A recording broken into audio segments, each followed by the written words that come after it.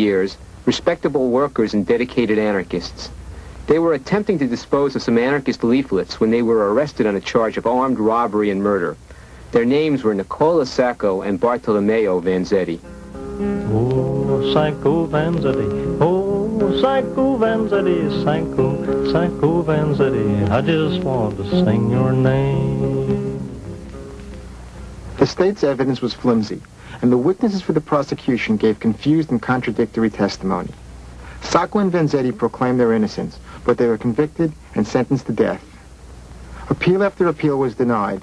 The case became an international cause. Marches and defense efforts were organized worldwide.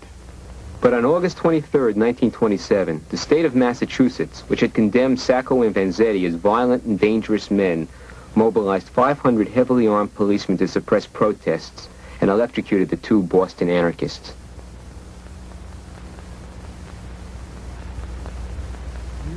Liberi da schiavi più non si piegheranno, fin l'ultimo respiro si ribelleranno, ma poi ancora nuovi tiranni sorgeranno,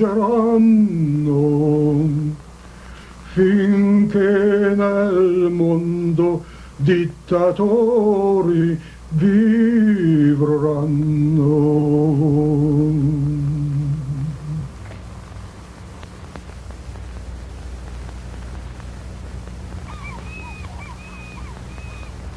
I am a believer in freedom, but of a special kind. I am an anarchist, and we anarchists believe in freedom from the state, from religion, from all authority. Everybody gets so used to obey some authority or other that they come to think that without the government they cannot live.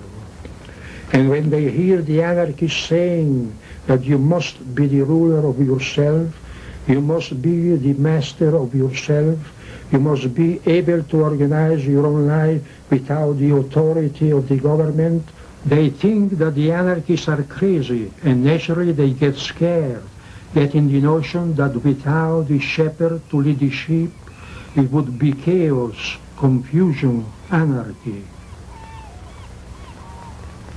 You just described the reality, how the state has kind of grown to be this monster.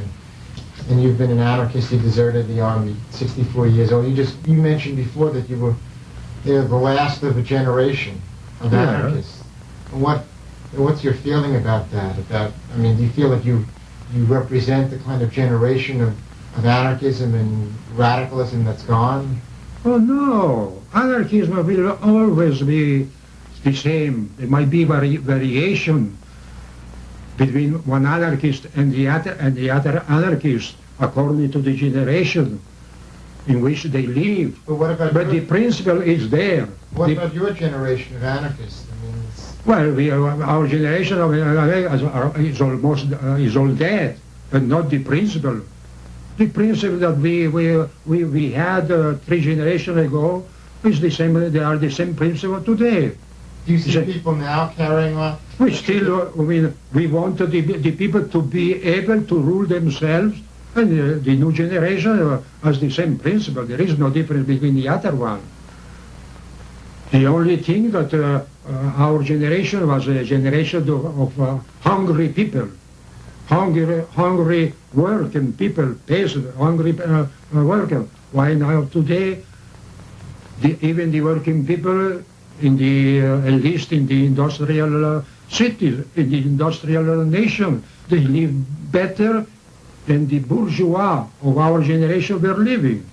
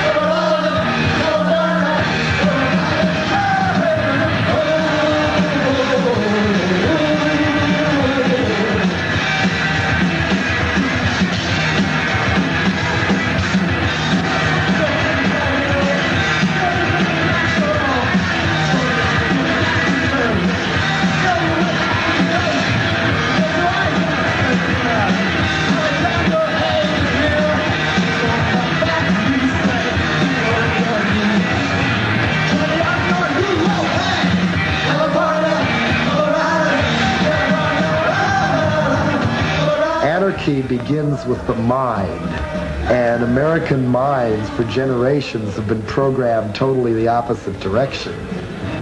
Well, okay, the film we're doing, at least at this point, is called Anarchism in America.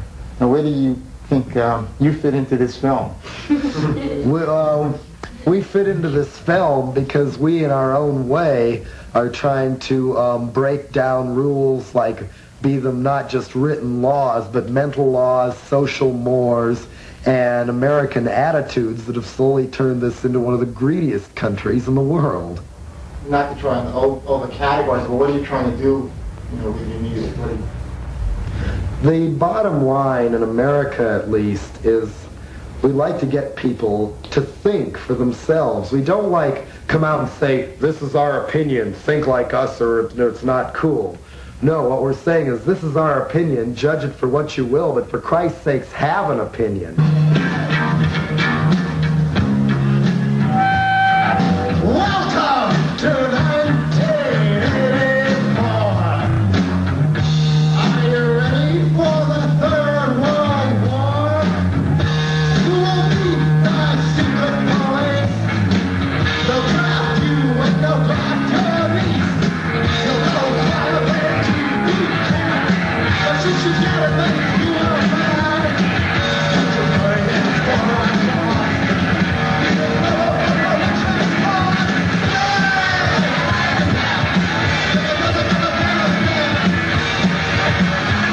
Anarchy in this country is going to be very, very hard to make it work. It'll take really long after we're all dead.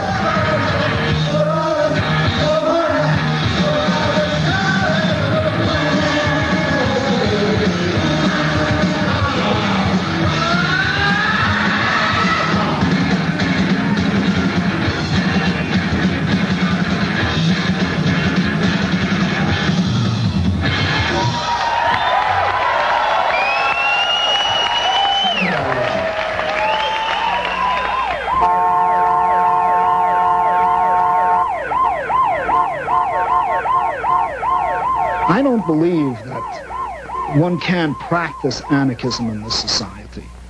I believe it would be utterly illusory to contend, say, that a food co-op can replace general, Grand Union, or that a so-called People's Bank, to use a concept of Proudhon, who is supposed to have been an anarchist, could replace Chase Manhattan.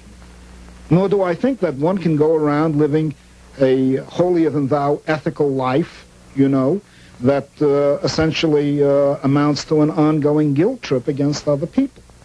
I find that it is basically impossible to live a thoroughly anarchist life within a capitalist society. But I do believe this, that one can try to maintain a high ethical standard.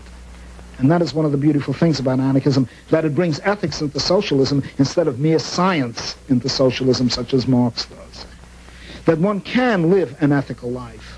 One can concern oneself personally with what is humane and what I would prefer to call libertarian behavior. One can protest, and one can try to work with projects in which people learn how to take control of their lives, even if in fact they can't do so until there are fundamental social changes. Those are the commitments, I believe, that anarchism seriously poses to the individual. And it raises a very high standard. It is demanding in that respect. It demands that you search into what is a humanistic sensibility and what is a humanistic ethic.